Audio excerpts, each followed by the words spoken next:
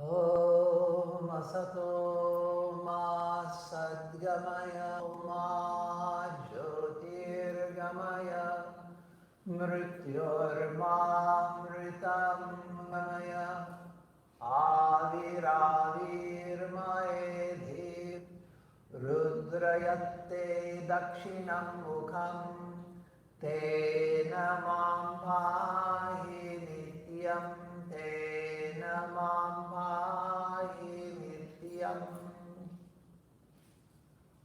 Lead us from the unreal to the real.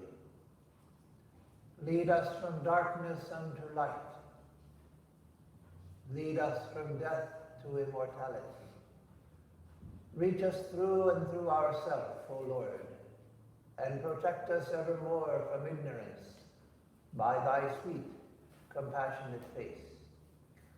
Om Shanti Shanti Shanti Hari Om Tat Sat. Om peace, peace, peace be unto us all.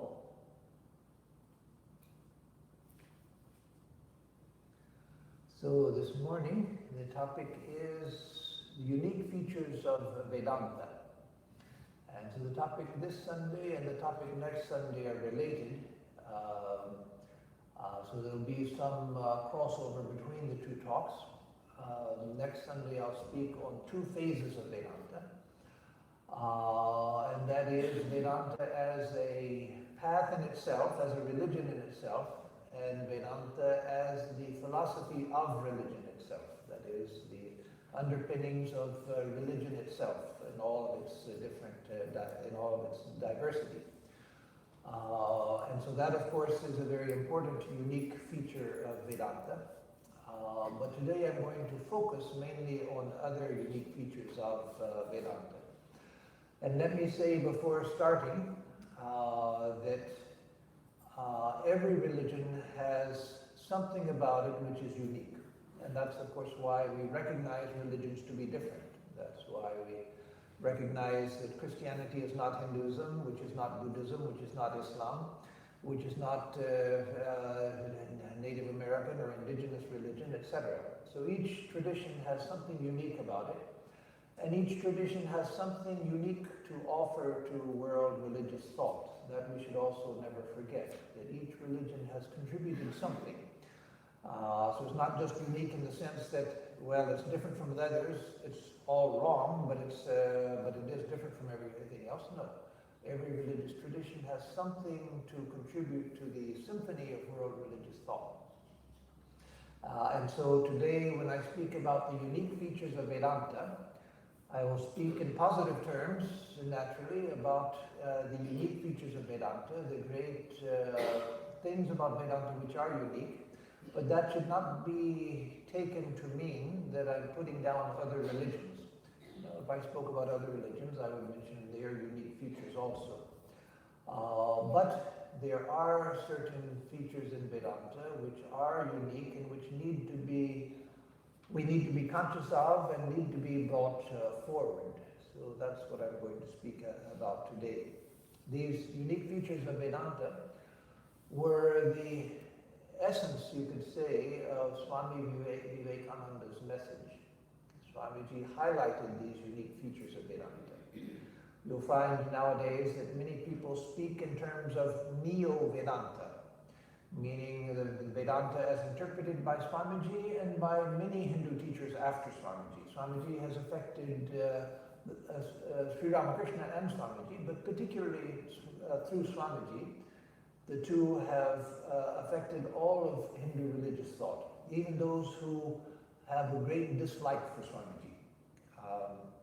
Like among some representatives of the Bengal Vaishnavism, they say that Swami Vivekananda destroyed Vedanta and Sri Ramakrishna was a devil worshipper. But even they have been influenced by Sri Ramakrishna and Swami Vivekananda in major ways. And so it was Swamiji who recognized certain features of the Vedanta which he brought out and made manifest. And so that has been labeled as Neo-Vedanta by some.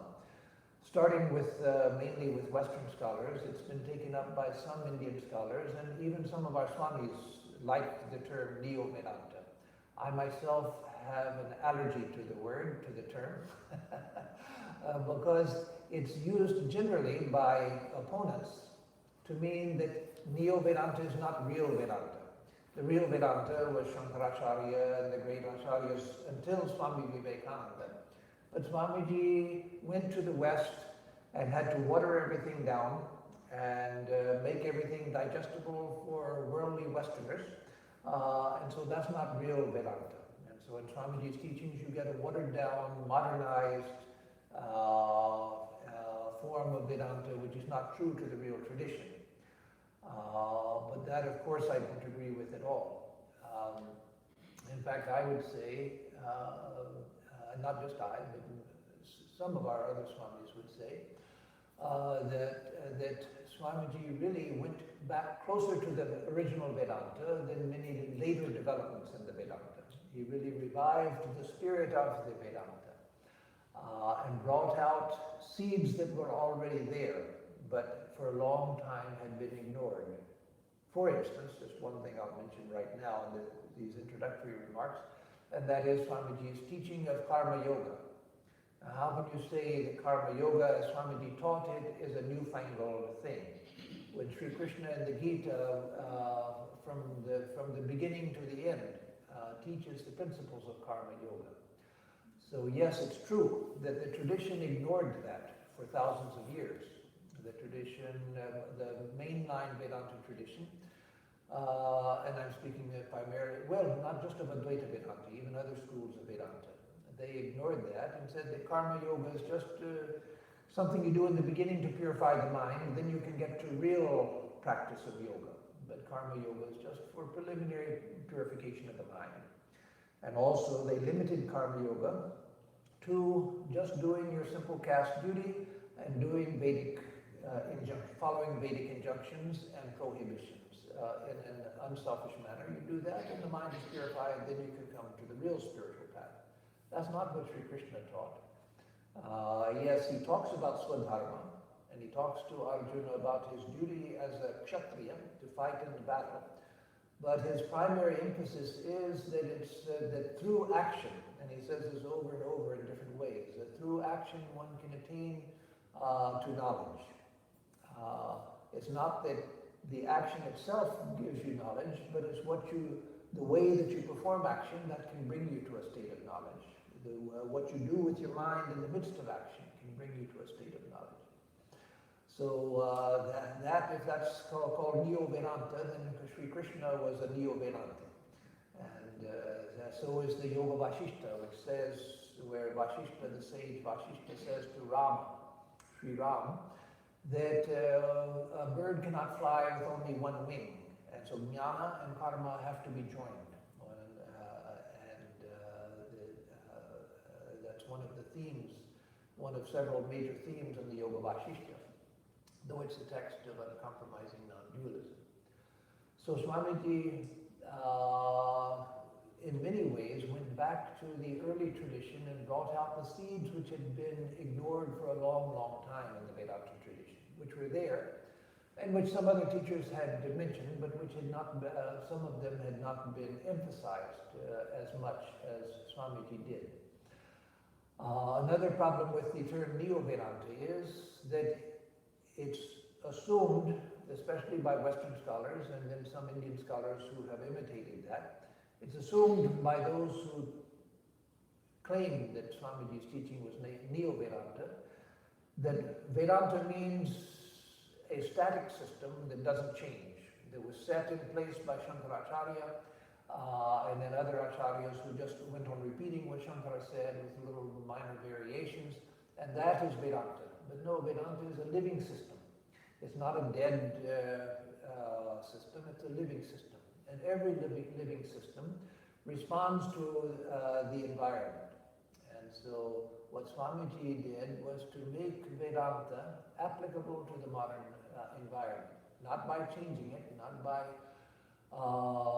watering it down and making it acceptable to people who never should have been taught Vedanta in the first place, but by teaching it in terms that the modern world can use and apply. So it's like the difference between the examination of a butterfly collector who captures butterflies, kills them, and then pins them to a board. The difference between examining a dead butterfly and a living butterfly out on the field. There's a huge difference. And so those who want to say that Vedanta is an ossified system that was defined once and for all by Shankaracharya, and that nobody has a right to change it, they don't understand the nature of life, the nature of any living system, to respond to the environment.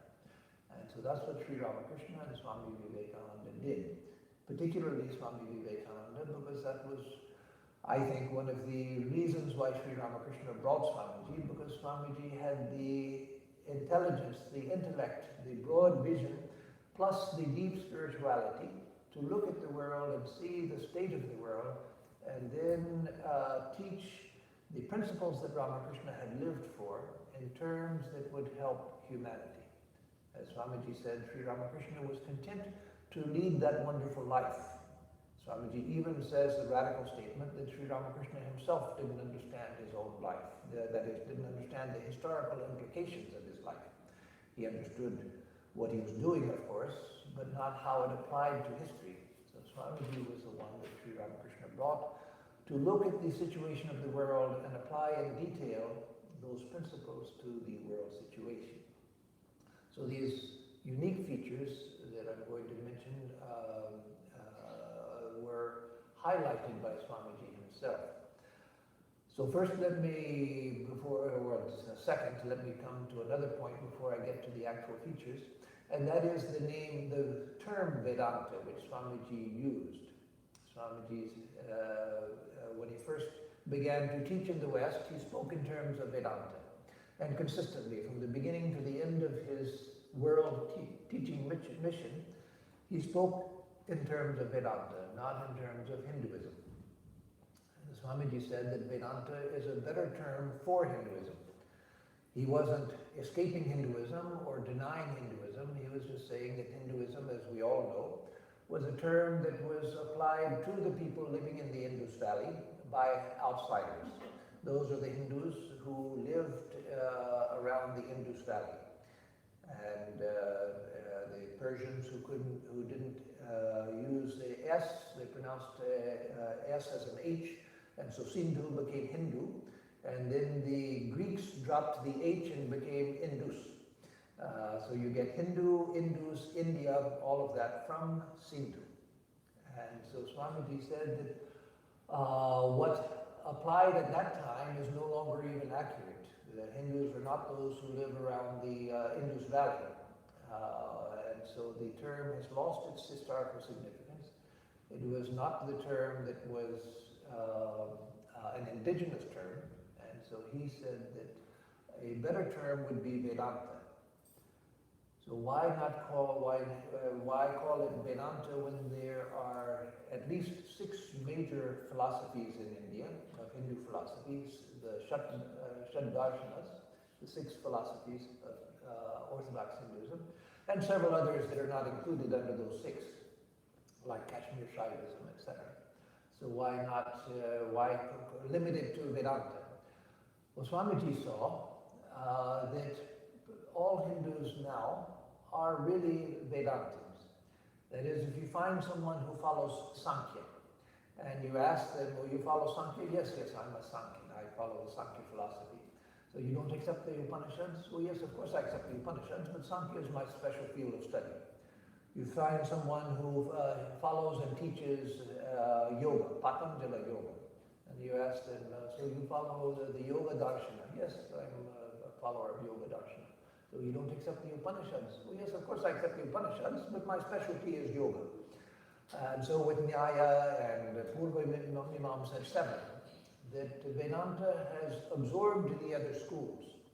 So that to be a Hindu in modern times means, consciously or unconsciously, that you accept the Upanishads as the foundation. That wasn't always true. The Purva Mimamsa, they accepted the whole of the Vedas, but they didn't emphasize the Upanishads at all. They said that much of the Upanishads was just arthavada, that is eulogy. Like aham brahmasmi, I am Brahman. They said that that has no real value. That's just that the Vedas mean injunction and prohibition, vidhi and nishedha. And aham brahmasmi, there's no injunction in that, no injunction to action, there's no prohibition, and so it's just useless fluff.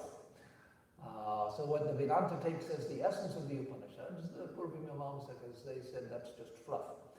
And so at a time when these six systems were real, living, separate, arguing, debating systems, yes, you couldn't say then that Vedanta is equivalent to Hinduism because you had competing philosophies and followers who didn't accept the others, they just accepted this.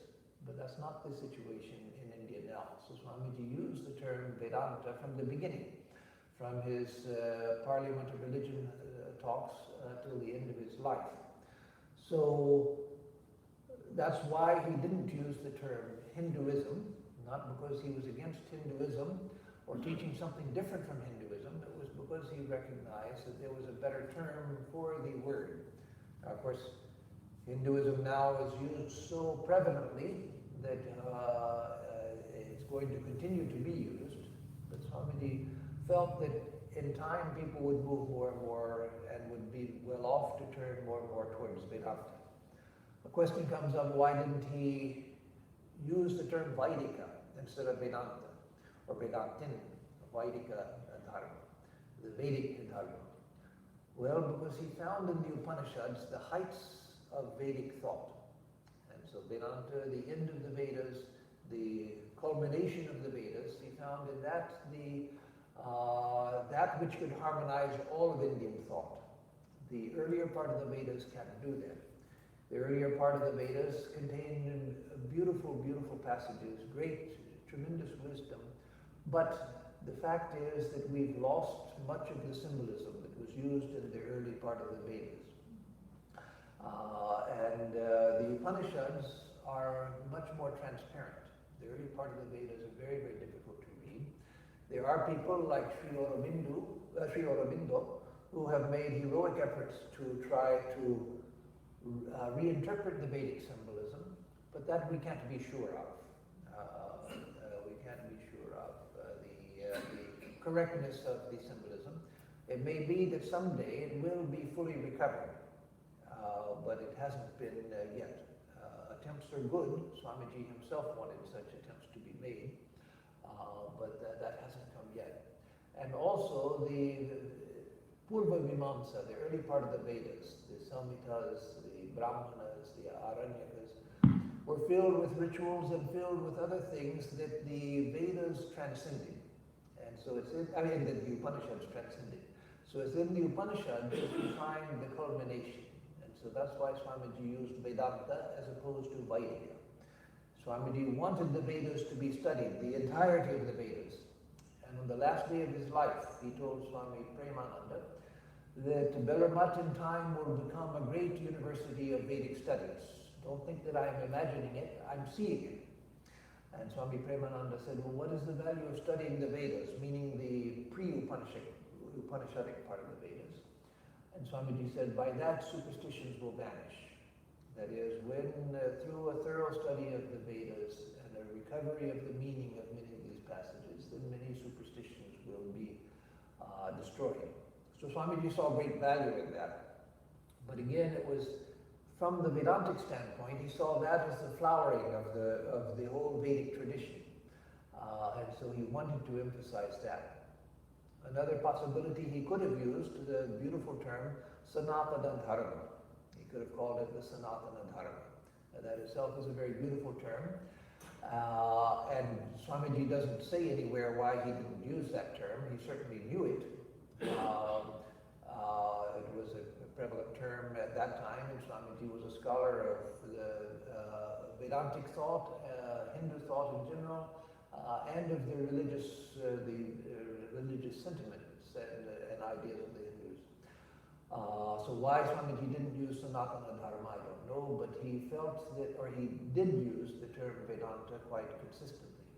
And a person like Swamiji, a person of the magnitude of Swamiji, when they do something, that has tremendous historical consequences. And so my prediction is that in time more and more will come to see Vedanta as the term under whose banner people will recognize themselves as Vedantins. Being Hindus, they will recognize themselves as Vedantins. So let me come now to the unique aspects of Vedanta that Swamiji emphasized. And let me start with 3 points Swamiji made in one of his last lectures in America. It wasn't his last, but it was during his time in Northern California. I believe it was April, I'm not sure, I didn't look to check, but I believe it was April 1900.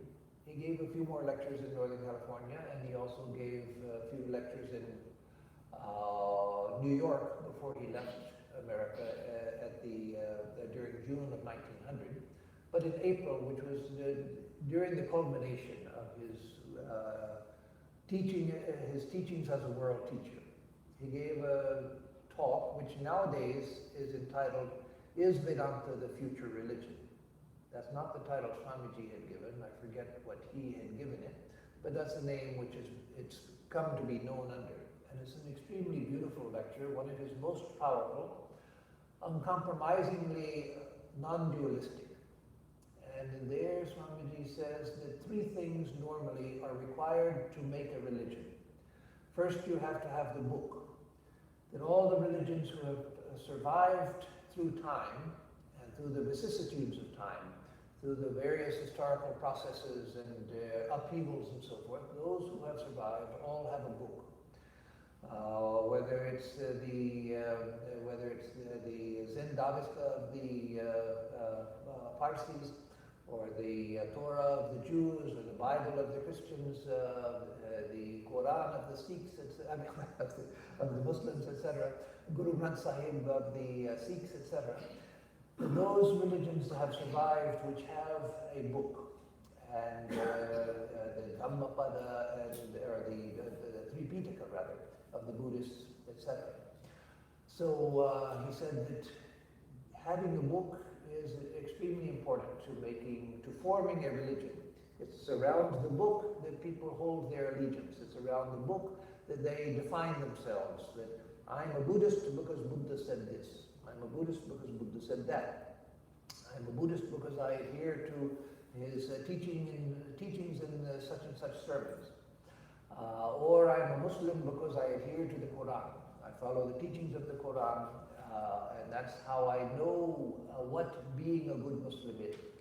And so with Christians, Jews, etc. Second thing needed to make a religion is a great teacher around whom people can form their allegiance. They can look to this teacher as the embodiment of that which it means, with that which are the defining characteristics of a good follower of that religion. Jesus, Buddha, Zarathustra, Muhammad, etc. There's the great teacher in all of these traditions around whom people define themselves. And the third thing he says is that a religion needs to feel that we are the truth, that we have the truth. Even a great teacher whom I have great admiration for, like the Dalai Lama, he's truly a great man. I've met him briefly on 3 occasions, and I have great admiration for him. But even he speaks about the need for all religions to stand together, for all religions to support each other, all religions are good, etc. But when he's pressed, he says, yes, all religions are good, but of course we Buddhists think that we are right, that others are a little off on this and a little off on that. The real truth is Buddhism. And so Swamiji said the third thing that a religion needs to feel that it's a religion and to hold it together is the feeling that we are right and they are either wrong or at least not quite right. As in the case of the Dalai Lama and other liberal teachers nowadays. So Swamiji said that these 3 things are are characteristic of a religion. And he says that the Vedanta has none of these. That may be surprising to think that Vedanta has none, because of course we have the Vedas. But Swamiji says, first come to the point of the book. The Vedas themselves say that it's not through the study of the Vedas that one comes to the highest truth, that one must transcend the Vedas. That the Vedas themselves look on themselves as a repository of wisdom, but is not the repository of wisdom. Now later, in Orthodox Hinduism, the Vedas were looked on as the eternal and unique manifestation of divine wisdom, and that all divine wisdom is within the Vedas. Swamiji didn't hold that view. He went back to the Vedic view of themselves, where he had great regard for the Vedas, great love for the Vedas. He founded his teachings in the Vedas, took his inspiration from the Vedas, especially the Upanishads, but not exclusively the Upanishads.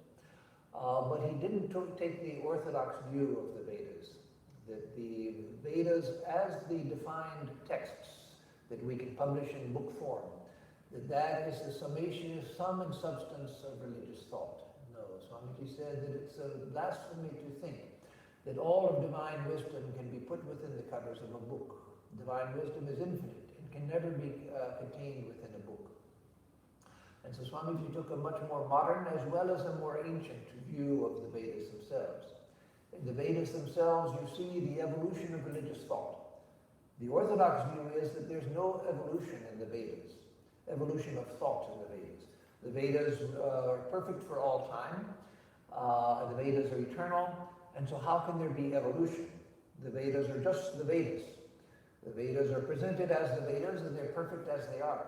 But Swamiji took, again, a more modern view of the Vedas and more what you see in the Vedas themselves. That is the natural evolution of religious thought from the early Samhitas through the Brahmanas, when those Samhitas became more ritualized.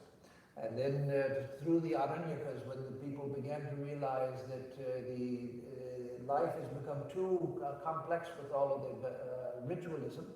And so then they converted the rituals into meditations.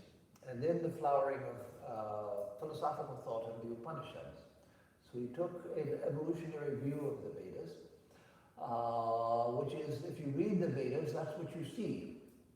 It's only if you take an orthodox view, which doesn't allow you to look at what you're seeing, that you take this later view of the Vedas. And so Swamiji says that the Vedas themselves deny the possibility of containing divine wisdom within a book.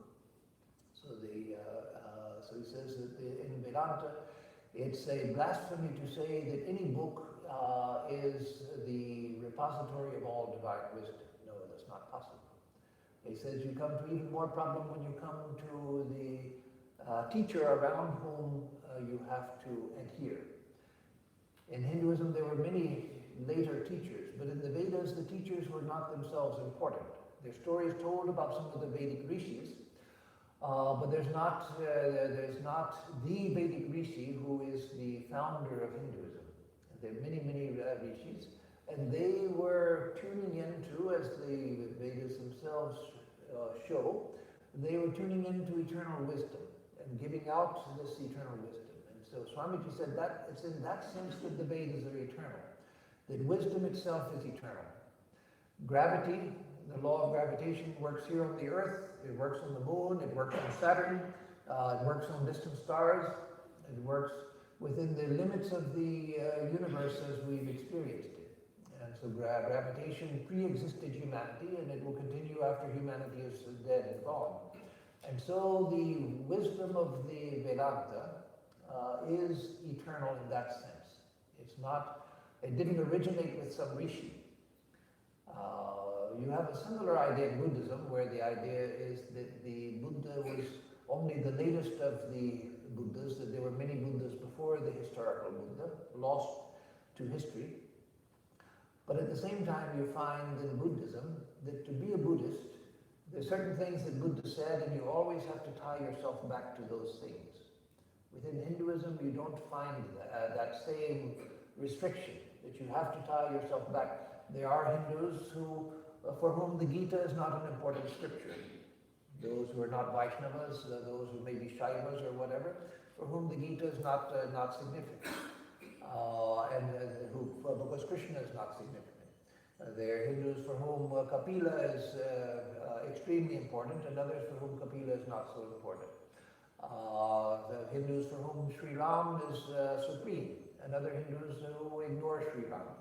And so there's no one teacher under whose banner you define yourself as a Hindu. I'm a Hindu because I follow this teacher. No, there's no such teacher that you can say, I'm a Hindu because I follow this teacher. There are many, many teachers.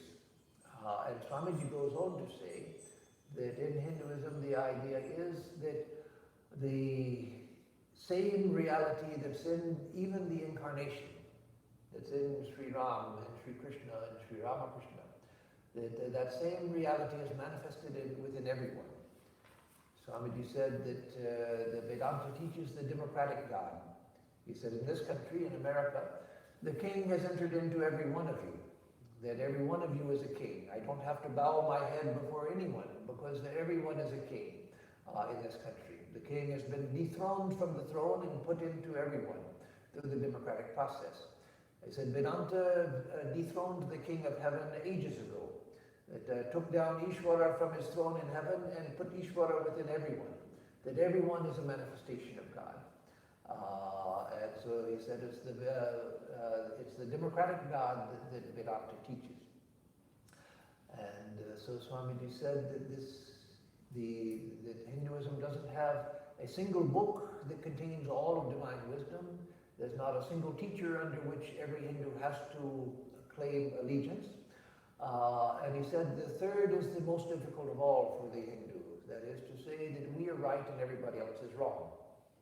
Now yes, there are people, and that's rising again nowadays among some, who say that Hinduism is the best religion and the only religion, and that other religions are wrong.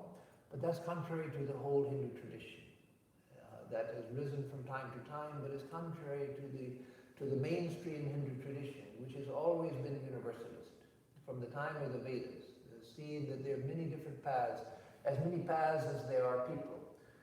The ideas which you find repeated in the Shiva Mahimna Stotra, in the Gita, long before that, in the Yoga Vashishta, and so text after text, in the Vedas and the Upanishads.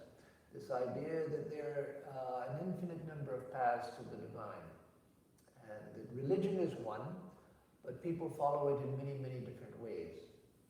Now that idea actually was not that foreign to other ancient peoples as well. When the ancient Greeks with Alexander and his armies came in direct contact with India through the conquests of Alexander, Greeks involved in the contact with India wrote that the one that we worship as Hercules, here they worship as Krishna. The one whom we worship as Zeus, they worship here as Shiva, etc. And so the tendency was to find similarity.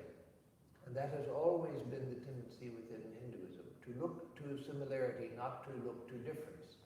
The difference means the uniqueness, which is good, but difference doesn't mean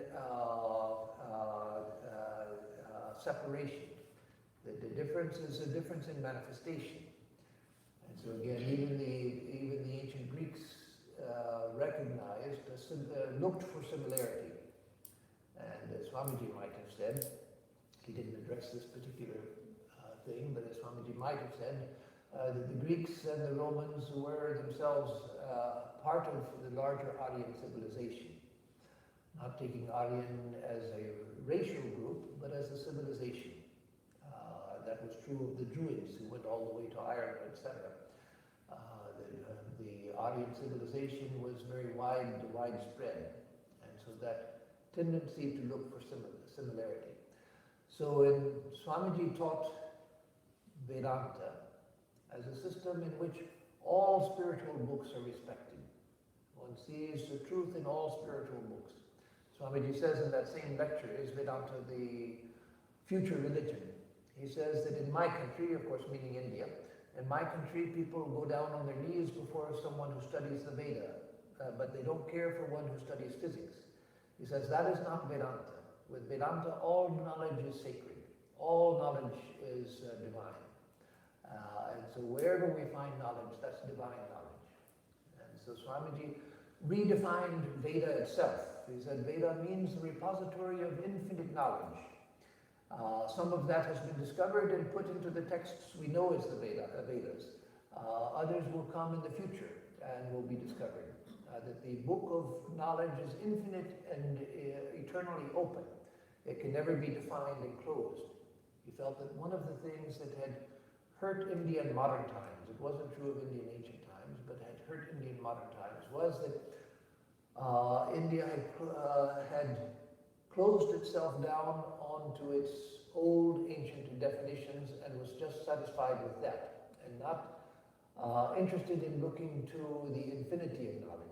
What I mean by that is, and you find this in Swamiji, all through Swamiji's thought, especially when he's addressing India and Indians. He felt that through the vicissitudes of history, when India was under attack for many, many centuries, then India turned in on itself, and the expansion of Indian thought, the expansion of the Indian mind, which had been tremendous for thousands of years, ended, and people just were content to say the same things over and over and over again. That he felt that that was what had brought India to a state of weakness. It also, you could say, it's also what preserved India, because when a people, a person or a people are under attack, then we close in on ourselves just to preserve what we have. If it's a physical attack of a particular individual, you roll up into a ball to protect naturally you do that, to protect your vital organs. And the civilization closes in on itself in order to protect itself. And so that happened in India. But Swamiji felt that the new India has to break down that old conservatism and open itself to new currents of thought. Preserve the old, which has always been India's way, and to open itself to the new as well. And so his definition of the Veda is the infinite repository of wisdom, which can never be confined within a book. That the Vedas contain, as Swamiji says in one place, he says, it may be that we have preserved the largest amount of ancient wisdom within the Vedas, but the wisdom itself is infinite and not confined within any book. And so no book, no one book, no particular teacher, openness to all teachers, and to all of the teachers that will come in the future. And no fanaticism that we are the only way and others are wrong. We are right and others are wrong. No, there are many different ways to the divine. And as Swamiji said, even through foolishness one comes to wisdom. And so that also, even foolishness has to be, room even has to be left open for foolishness, because through foolishness also we come to wisdom. So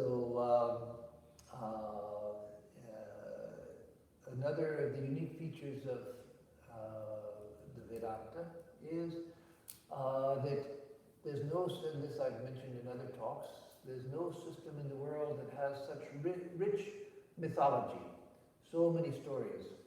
I've often told people that if American cartoonists ever really discovered the richness of Indian storytelling in the Puranas and the Itihasas, the Ramayana and the Mahabharata, they would have endless material for future animation and comic books and so forth, the comic book heroes and so forth. There's no tradition which has such rich mythology, and yet Vedanta is not tied to any mythology, because the distinction between principle and mythology was discovered at the time of the Upanishads. The great German Indologist that Swamiji knew, Paul Deussen, he said that in the Upanishads we see for the first time in the history of the world the distinction made between principle and story. And if you talk to the representatives of other religions, as I have many, many times around the world, even now, you find that even now other religions haven't discovered the difference between story and principle. They're caught up within their story. But the Vedanta, the Upanishads, discovered long ago that there's a difference between story and principle. That the problem that modern religions have faced when modern science disproves some of the stories of ancient religions, that's not a problem for India, not a problem, or rather not a problem for Hinduism, not a problem for Vedanta, because stories are beautiful ways of expressing truth. But what they're doing is expressing truth. It's not that the story is necessarily historical. What does it matter whether God created the universe within 6 days or through some other process? The purpose of the story is to express certain truths. The story itself is secondary. The number of days it took, which came first, which came second, that's all secondary.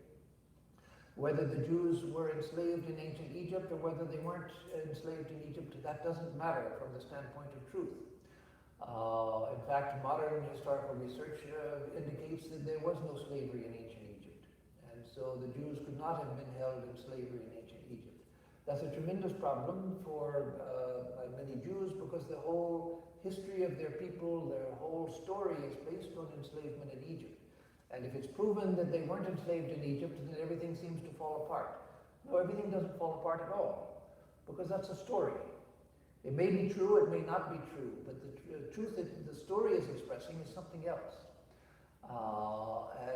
It's symbolic. And so in the Upanishads, that distinction was discovered once and for all. The distinction between story and principle. Again, the story is meant as an analogy, a way of telling in terms that are attractive to the human mind. Because all of us are storytellers. All of us are storytellers, and I don't mean by storytelling line, but all of us are storytellers. Even modern science is based on storytelling. The tales of great scientists and what they did and what they suffered and so forth, even modern science, which is interested in principle, but it has its stories also. The thing is that in modern science, at least, there's a recognition of the difference between storytelling and principle, but the stories are important also in modern science. So there's nothing wrong with the storytelling, there's nothing wrong with stories, but the distinction between stories and principle has to be recognized. Then religion is strong. And so that also is one of the things that Vedanta did. So you can have all the mythology that you want, all of the stories that you want, but know what is true and know what it is that the story is meant to express. Does it matter to Vedanta whether Valmiki really was meditating so long that an anthill was built around him and he was buried in an anthill? Does it really matter to the truth of Vedanta whether Valmiki was such a bad person that he couldn't even say the pure word Rama, so he just had to say Mara, Mara, Mara, kill, kill, kill, and that became Rama, Rama, Rama? No, that's a beautiful story, worth meditating on. But does it matter if that's true or not? No, it doesn't matter. Hinduism doesn't fall if that's shown to be untrue. Hinduism doesn't fall if Sri Krishna were shown to be non-historical. I believe that there was a historical Krishna. Swamiji himself believed that there was a historical Krishna. But if it's proven that there was no historical Krishna, Hinduism stands just as strong as it always did. And so that's why Swamiji said that Hinduism doesn't depend on a teacher, a book, or the belief that it alone is true. And so that's also what allows it to relativize mythology. The stories are beautiful, but they're meant to express principles. Same with ritual. What tradition, all traditions have ritual. Even Islam, which is perhaps the least ritualistic of the major religions, but Islam also has its ritual. We do the Kaaba, the Hajj, etc. That is a form of ritual, and there are other rituals also that are observed.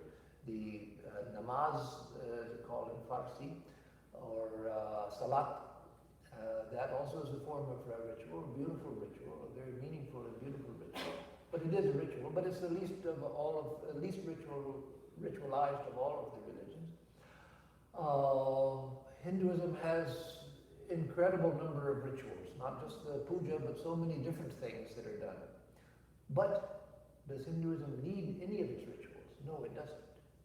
If you as an individual find ritual helpful, if you find the Sandhya Vandana helpful, as many do and as millions have for thousands of years, if you find puja helpful, if you find offering incense in front of an image helpful, well and good, do it. There are many rituals to choose from, and in time more rituals will come. Swamiji himself wanted to introduce new rituals. He told Sister Nivedita to, I don't think it was ever done, but he told Sister Nivedita, or maybe Nivedita did it, I don't think it's done anymore, that have your girls bring in beggars from the street and seek them and offer them worship like a deity, in order to instill that idea of the worship of the God in man into your students, he told Nivedita. So there are many rituals of the olden times. There'll be more rituals in the future. But one can be a good Hindu without doing any ritual. No ritual is necessary. No ritual whatsoever is necessary. But if you find ritual helpful, do whatever is helpful.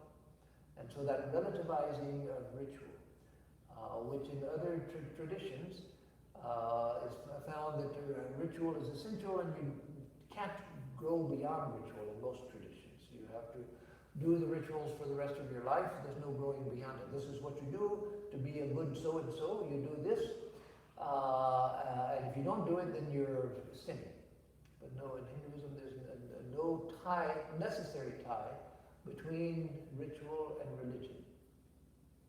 So no, the mythology is relativized, ritual is relativized. And Swamiji relativized culture as well. That was one of Swamiji's innovations, because Hinduism, what I was about to say is not right. I was going to say that Hinduism had been tied to Indian culture, but no, in ancient times, Vedic culture had spread all the way to the Mediterranean. The Mitanni kingdom was a Vedic culture, and the edges of present-day Syria, all through Afghanistan and Iran, India, and through Southeast Asia, through Malaysia, Cambodia, Thailand, Vietnam. All of these were at one time Hindu. Vietnam, a communist country now, has in recent years been celebrating its Hindu past. Did you know that? Vietnam, the government of Vietnam, a communist government, has been celebrating for several years its Hindu past. And they've had museum exhibits and so forth. In Cambodia, it's well recognized. They say, I don't know if it's true, but they say there are more Hindu temples in Cambodia than in any country outside of India. Ancient Hindu temples in Cambodia. Angkor Wat itself was a Hindu temple, not a Buddhist temple. It was founded as a Hindu temple. And so Hinduism spread far and wide through different cultures, expressing itself in different ways. But then, again, through foreign invasions and so forth, Hinduism became restricted more and more to what is now known as Greater India, Pakistan, Bangladesh, Sri Lanka, Nepal, etc. But Greater Cultural India, that was where it was restricted to more and more. But Swamiji in modern times broke those bounds also by crossing the Kalapani, the black waters, by doing that which was unthinkable to an Orthodox Hindu in recent centuries, and crossing the ocean. And so once again, he opened up Vedanta as a religion of principles which could be applied in any culture according to the genius of that particular culture. So that Vedanta is not tied necessarily to Indian culture itself. Vedanta is not harmed if it's expressed through other types of music, if it's expressed through other types of art, if it's expressed through other types of dance, etc. Because the Vedanta, being as Swamiji saw it, primarily a religion of principles, it can be expressed anywhere in any culture through any cultural forms. Swamiji had great love for India, for Indian culture, and felt that Indian culture itself would be influential in the modern world, as we see it has become. It's become very influential with the influence of Indian music on modern jazz and even rock and roll through Ravi Shankar and others, and Purnadas Mao and others. But Swamiji felt that the universal aspect of Vedanta had to be what is spread through the world, and let countries express those principles in their own way. That in time other countries will learn how to express the principles of Vedanta. He was against the mistake which missionary religions had done. Primarily the primary missionary religions of Buddhism, Christianity, and Islam. Buddhism didn't do it so much. Buddhism respected the culture that they went into. But Christian missionaries tried to turn everyone into a European, and Islamic missionaries tried to turn everyone into an Arab. And so Swamiji didn't want that mistake to be made with Vedanta. He wanted Vedanta to go out as a religion of principles where people in any culture could find their own way to express it. That the Indian way of expressing it is wonderful, and there will be other ways of expressing it which will also be wonderful. So Swamiji was very insistent on that, Vedanta was a religion of principles, not even tied to a culture, not even tied to geography. If Hinduism is tied to just the geography of India, then it has very little usefulness outside of India. You have to be near the Ganges, you have to be near the sacred mountains, you have to be near the Himalayas, and you're always living somewhere else but thinking, I should be there.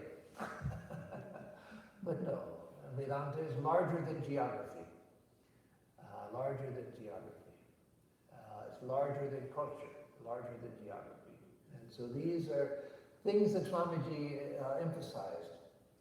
Another thing that we mentioned before we close, that for Swamiji, Vedanta was primarily the search for truth.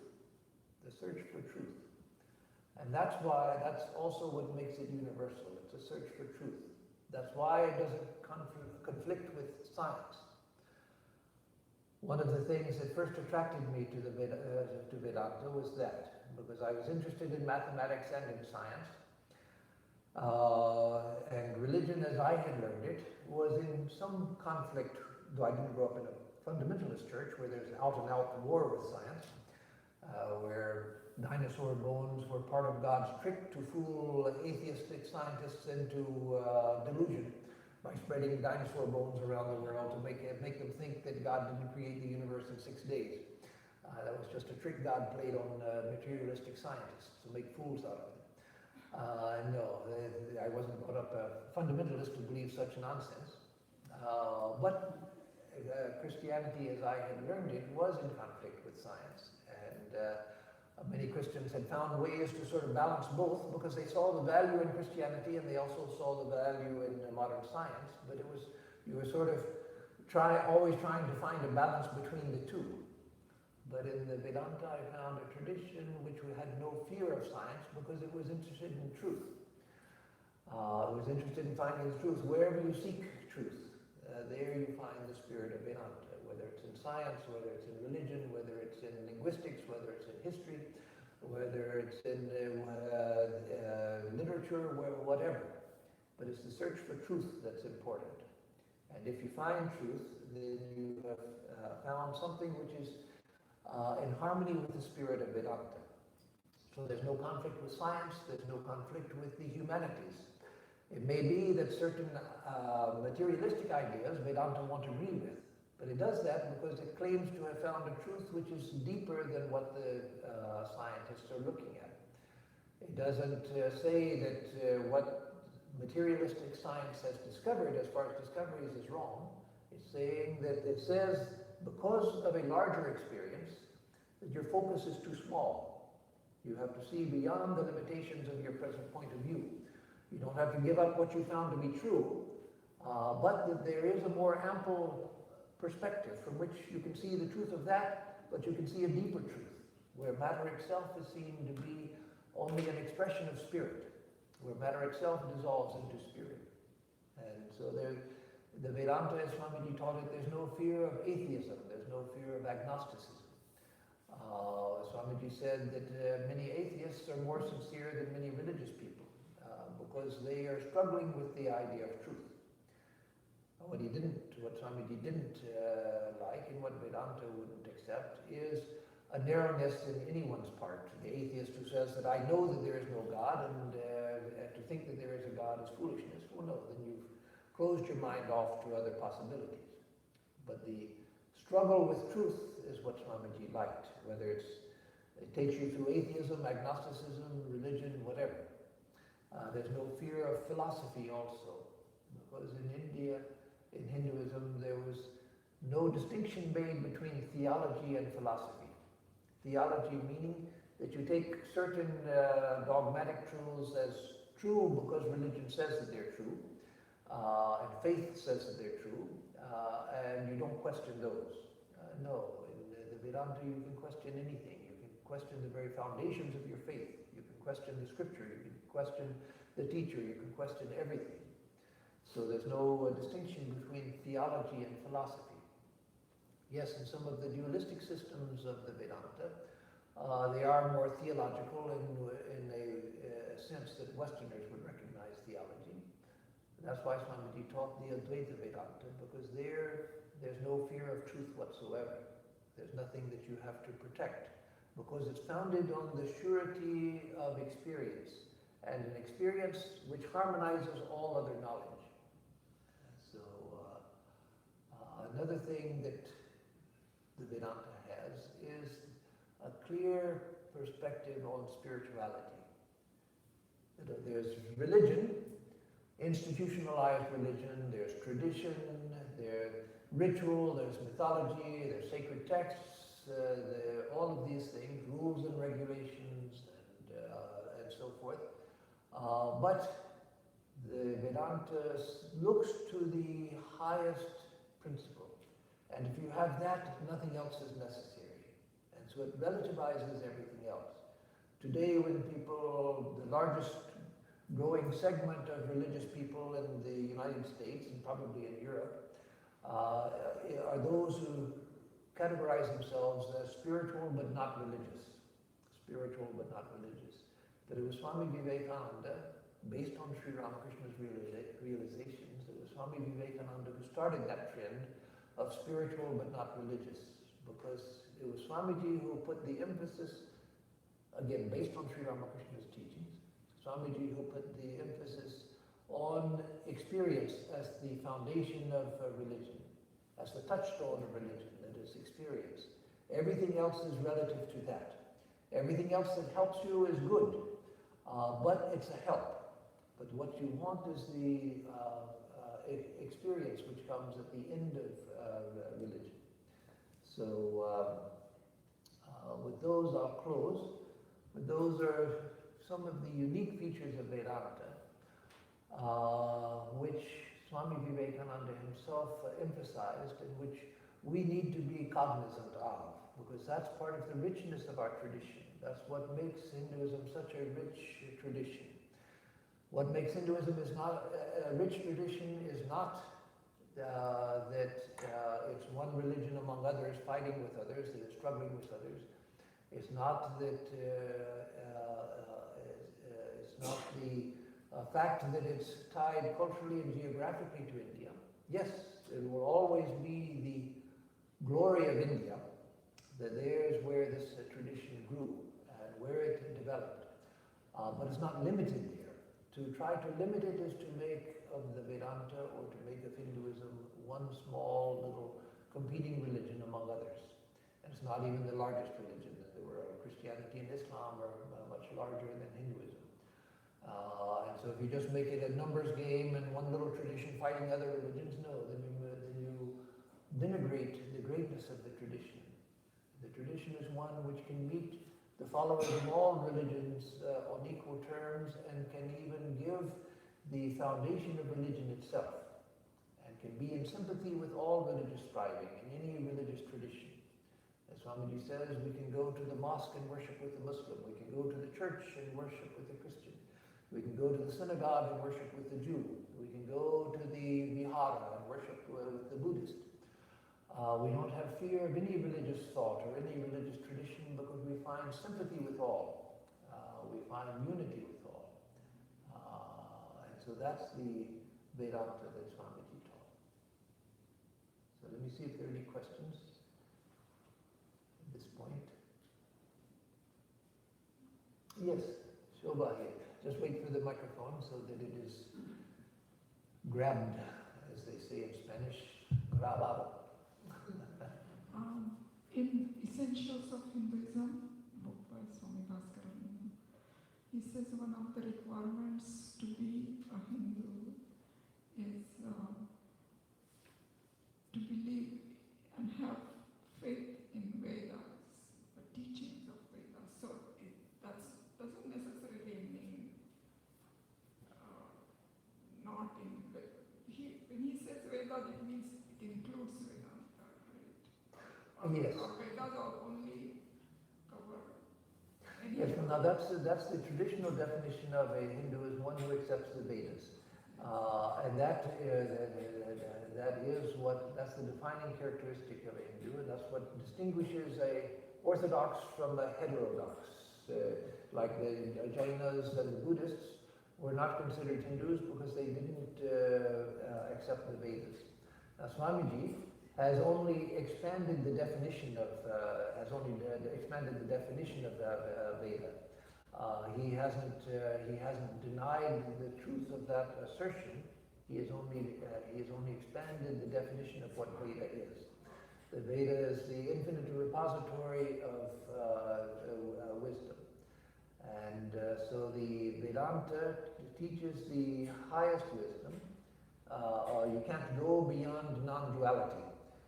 After non-duality, where do you go? There's nowhere to go. If you go beyond even the idea of oneness, then there's nowhere else to go. So complete transcendence. And so that being taught in the Vedas as the pinnacle of religious thought, one can accept the Vedas and be a Hindu by accepting the principles which are taught in the Upanishads. And so yes, that still stands. It's just that Swamiji expanded the idea of Veda itself. So it doesn't just mean an orthodox definition of books. He didn't deny Vedas. No, he didn't deny Vedas at all. He only expanded. Yes. One question here, and then we'll come back to it.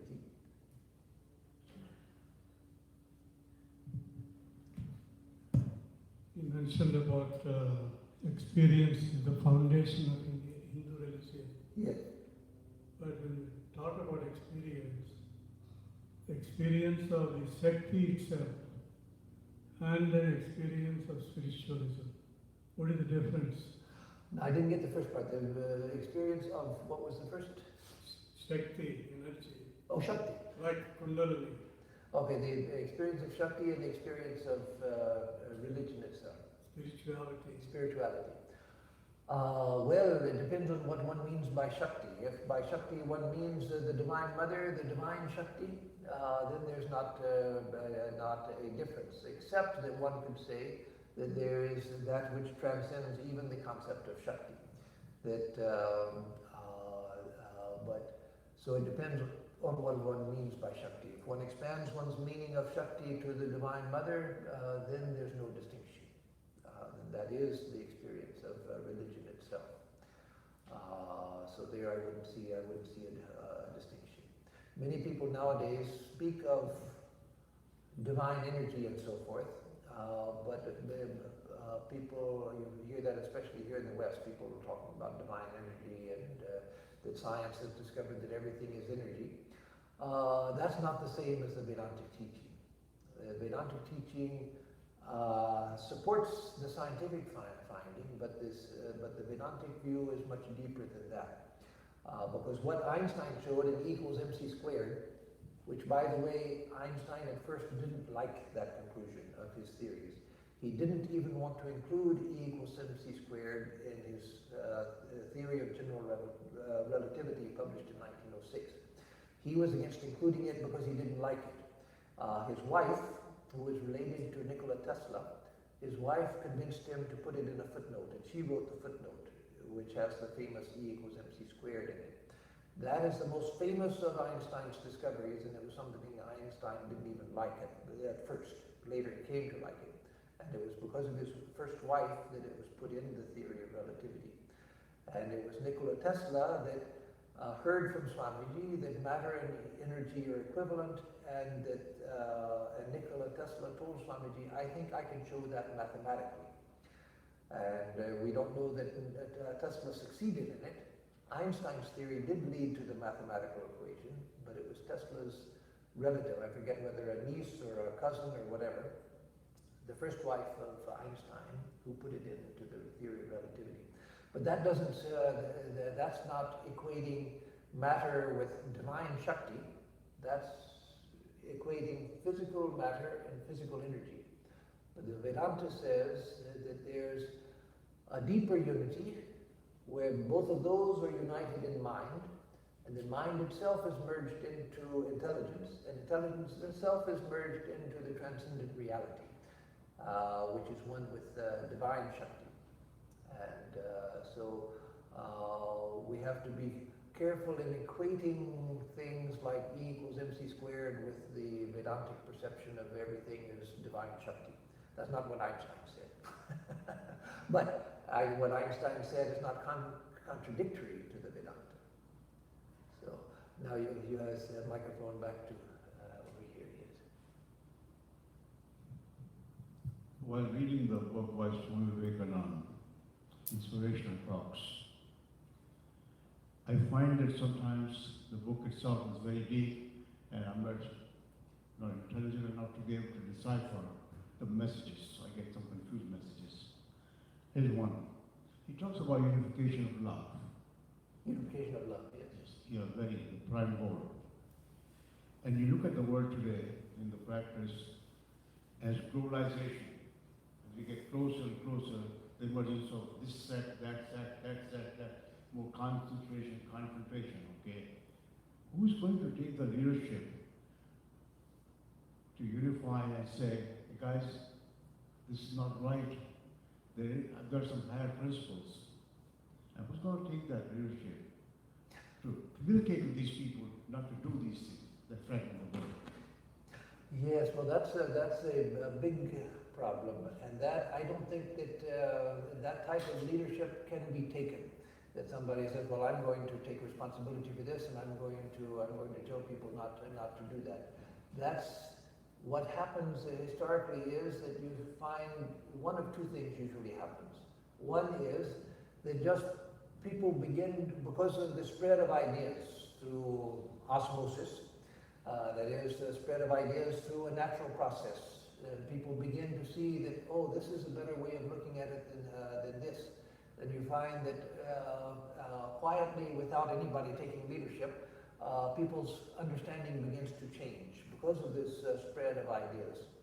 Another thing that sometimes happens is that sometimes there is someone who is a natural leader, not who says, well, I'm going to fix things. Those are people to watch out for. People who say that I'm going to fix things, then beware. Be careful. But a person who's a natural leader, because he or she has the ability to unite many people of different viewpoints. And naturally people feel a sympathy with this person, and that person has the ability to show a new way. Even such people, as Swamiji would say, as he did say in lectures like Christ the Messenger, they're only the crest of a huge wave. Sometimes they're these giant waves that move through society, dynamic forces that move through society. And sometimes at the top of that wave, there's a person who sort of embodies the whole wave. He's thrown up there by history, by historical forces. They embody those forces, and just naturally people find in him or her what it is, the solution that they were looking for. And so they naturally follow this person, and society changes. But more often, it's just the wave itself, just this dynamic that flows. People through osmosis, they discover a new way, and that way spreads. Like the, the 100th monkey principle, where they found that monkey discovers a way to do something, to accomplish something that was needed, and others learn from the monkey. And finally, when there's something like 100 monkeys have learned to do it from each other, then suddenly monkeys in other islands are separated by physical distance are spontaneously learning the same thing. And so this idea that an idea which is useful and helpful, it spreads from person to a certain extent, and then suddenly it just seems to take flight and transcend the ordinary transmission process of this person telling that person. Just everywhere it begins to rise. And so that, I think, is what's most likely to happen. So, time is up now, so let's stop here. And I'll give a closing chant and then the announcements. Om Madhuvatharitayate Madhuksharanti Sindhava Madhvirnasantoshadhihi Madhunaktamutoshasi Madhumatparthivagum Rajaha Madhudyarastu Pita Madhumandho Vanaspatir Madhumagum Mastu Surya Madhvirgavo Bhavandunaha Om Madhu, Om Madhu, Om Madhu. For us who seek the truth, and for all beings, may the winds blow sweetly, may the rivers flow sweetly, may the herbs yield us sweetness. Sweet be the night and the break of day, sweet be the very dust of the earth. May the heavens pour down sweetness upon us. May the trees, lords of the forest, bear us sweetness. May the sun shed its sweetness upon us. May all the directions pour forth sweetness. Oh, sweetness, sweetness,